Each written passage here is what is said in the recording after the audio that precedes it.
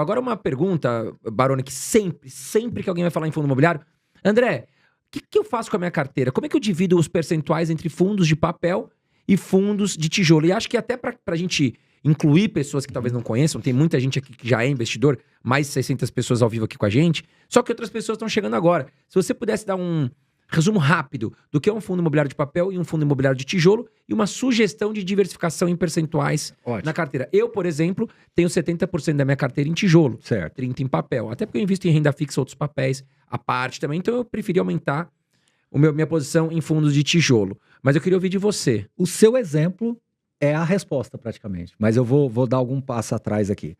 Primeira coisa, fundo de tijolo é o que nós conhecemos como fundo de renda, né? É um fundo em que você tem um ativo imobiliário que gera um aluguel, que gera uma renda. Existe uma pequena derivada do fundo de tijolo, que é o fundo de desenvolvimento imobiliário, que no final você está investindo no tijolo, mas não para renda, mas sim para venda. Ainda que a venda, depois de concretizada, vai gerar lucro e, consequentemente, renda. Então, elas se encontram no meio do caminho aí, tá? Então, eu diria que os fundos de tijolos carregam essa característica, né? De você ter uma renda imobiliária através do ativo real. No caso do fundo de crédito, ou fundo de CRI, fundo de papel, como queiram, ele tem uma característica de financiamento imobiliário. Então, são fundos que compram ativos denominados CRIs, Certificados de Recebíveis Imobiliários, que são instrumentos utilizados para financiar operações imobiliárias. Por exemplo, vou dar alguns exemplos, até bom. Essa pergunta sua foi interessante, porque eu acho que ela não é só basilar, não. Ela talvez muitas pessoas que já investem talvez não tenham entendido a mecânica de um CRI. Então eu vou dar alguns exemplos, porque aí talvez dando os exemplos vai ajudar as pessoas que nos acompanham aqui. Imagina que você tem um shopping center e esse shopping center quer fazer uma expansão. Como é que um CRI pode ser usado para financiar essa expansão? O dono do shopping, ele vai pegar os contratos de aluguéis daqueles shopping centers, vai securitizá-los, vai criar um ativo ali, vai transformar aquilo ali num ativo financeiro e esse ativo financeiro, né, vai ser colocado dentro de um CRI, esse CRI vai ser comprado por um fundo imobiliário através de uma taxa que vai ser inflação mais 7, inflação mais 8, CDI mais 3, isso aí não é o que vem ao caso aqui agora. E os aluguéis desse shopping center, Carol, serão utilizados para este financiamento. Então, o dono do shopping center, ele não vai colocar R$1 do bolso, ele vai usar os próprios contratos de aluguel para financiar esta expansão no shopping center. E nós, como cotistas do fundo, vamos nos beneficiar através de uma taxa, porque nós entregamos o dinheiro ali à vista, né? E nós vamos nos apropriar de uma taxa, de uma remuneração principal mais a correção monetária ali que a gente vai receber ao longo de 5, 10, 15 anos, a depender de como essa operação foi feita. Então, isso é um exemplo de um shopping center. Um outro exemplo é uma loteadora, ela fez um lançamento lá de um loteamento, ela já vendeu algumas unidades, começou ali as obras, e agora ela vai usar esses contratos que foram fechados ali para securitizá-los, para usar o recurso para terminar as obras daquele loteamento, para concluir aquelas obras daquele loteamento, e os recursos desses contratos que já foram vendidos serão usados, né, o fluxo de pagamentos desses contratos serão utilizados para justamente terminar aquelas obras. Então, o CRI é uma fonte de financiamento. Outro exemplo, você tem, por exemplo, um galpão logístico que tem um contrato de 10 anos com uma excelente empresa. Você concorda comigo, André, que esse contrato vale dinheiro? Imagina uma Ambev, por exemplo. Eu trago isso a valor presente, desconto esse contrato, e o dono desse galpão logístico pode utilizar esse dinheiro, por exemplo, para construir um outro galpão logístico. Então você está usando esse crédito aqui para financiar uma outra operação imobiliária. Então o CRI, ele é uma operação de crédito imobiliário, de financiamento imobiliário, e um fundo de papel, ele tem vários CRIs ali dentro. Então tem fundos que tem 50, 60, 100 CRIs ali dentro. Aí a segunda parte da pergunta é quanto eu tenho que ter? Eu sei que as pessoas não gostam dessa resposta, mas é o famoso depende. E por que eu vou usar como pano de fundo a colocação do André? O André disse o seguinte, vamos relembrar aqui. Como eu tenho outros ativos em renda fixa, eu optei por ter mais tijolo. A resposta dele foi perfeita. Sim. Então, depende da carteira da pessoa. Se é uma pessoa que tem pouquinha renda fixa, usa renda fixa basicamente ali para uma reserva, alguma coisa ali, Eu sugeriria ter um pouco mais de fundos de papel, não só para diminuir a volatilidade, mas também ter um rendimento, ainda que nominal, mais alto no mês a mês, para que ele possa, naquela fase ali de reinvestimento, conseguir ter um poder de reinvestimento até mais elevado naquele momento da carteira. Ao passo que você tenha mais renda fixa privada, né, você já compra debêntures direto, ou você tem fundos de infraestrutura que basicamente são fundos de crédito, ou você tem fundo lá dos bancos que investem também em crédito privado, ou você tem renda fixa de tesouro direto mesmo, eu sugeriria você ter mais fundo de tijolo, que é uma maneira de você estar mais exposto à economia diretamente. Ali você está contando não só com a renda mensal, mas também com uma valorização maior dos ativos imobiliários. Então, eu diria que essa é a lógica. Mas as pessoas gostam de números. O ponto de partida é 60-40. 60 tijolo, 40 papel, que é basicamente o desenho do IFIX, né? Então, se você faz 70-30 ou 80-20, não tem problema nenhum.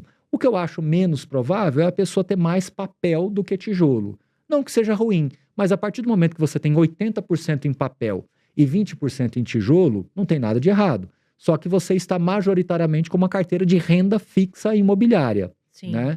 Ah, Baroni, mas fundo imobiliário não é renda fixa. Sim, mas estruturalmente um CRI é. Então, se você tem fundo de CRI, você tem um fundo com a casca de renda variável, mas investindo basicamente em renda fixa, né? Que é o CRI. Tá? Ficou claro? Perfeito. Claro. Meu Deus, ficou Perfeita perfeito. colocação. E até eu ia perguntar, o professor, em relação a esses fundos que estão descontados, a gente fala ainda muito dos de laje, Sim. né? E uma das perguntas que me fazem muito, e acredito que para vocês também, Uhum. é sobre o HGRE11. Uhum. Porque ele ainda está bem descontado, ele Sim. tem imóveis ali de alto padrão, mas, professor, ele tem uma vacância alta. Sim. E aí as pessoas se perguntam, é o momento de comprar? Eu devo me preocupar com essa vacância? O que você pensa sobre isso?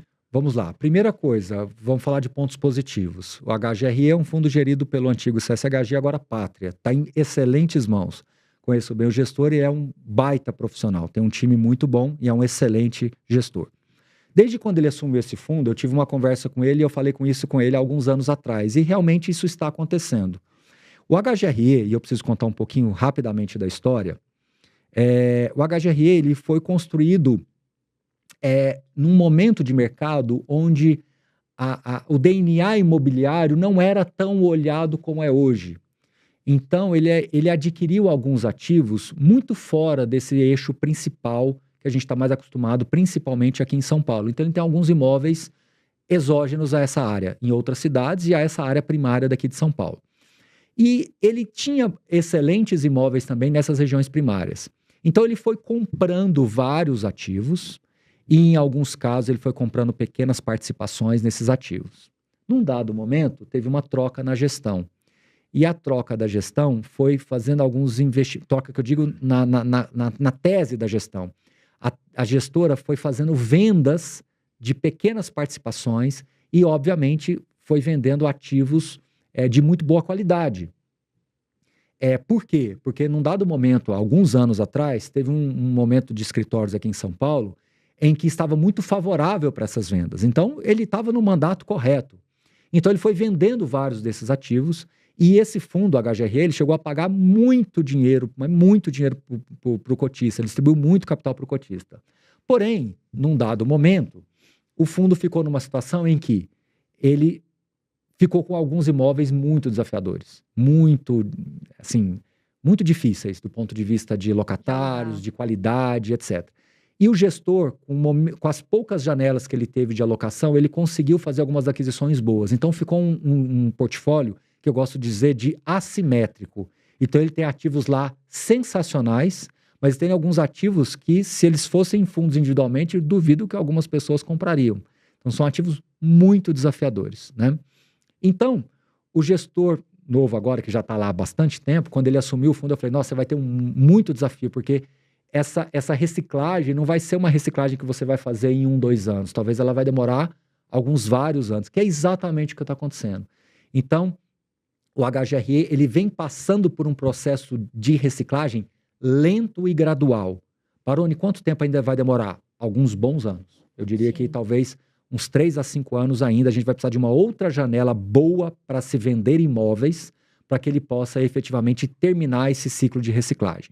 Por outro lado, Carol, o fundo não tem alavancagem. Tem, mas é muito pequenininha. Eu nem me preocuparia com isso. Então, ele não tem uma estrutura de capital pesada, como alguns outros fundos de lajes têm, que estão sofrendo, e a recuperação desses outros fundos vão ser muito mais difíceis, mas muito mais, se é que vão conseguir. Então, assim, um fundo como o HGRE é um fundo que tem uma estrutura de capital saudável, tem ativos desafiadores, tem um problema de vacância para resolver, que na minha visão está sendo resolvido, está bem endereçada. Se ele alugar na Torre Martiniano, e que deve alugar, eu acho que vai dar um alento muito grande para os cotistas, mas a renda base do fundo não é tão alta. E como você falou, Então, é mais para longo prazo, então ele né? está pagando esses 78 centavos por cota. Desculpa, André. Ele está pagando 78 centavos por cota, mas com dificuldade. A renda base dele é mais baixa, é na casa dos 60 e poucos centavos. Então ele paga esses 78 ainda usando o ganho de capital. Ele tem feito vendas, então tem distribuído alguns resultados não recorrentes para o cotista. Então, o que o mercado faz a conta? O mercado faz a conta do final dessa história. No final dessa história, é um rendimento um pouco mais baixo e com alguns ativos mais desafiadores.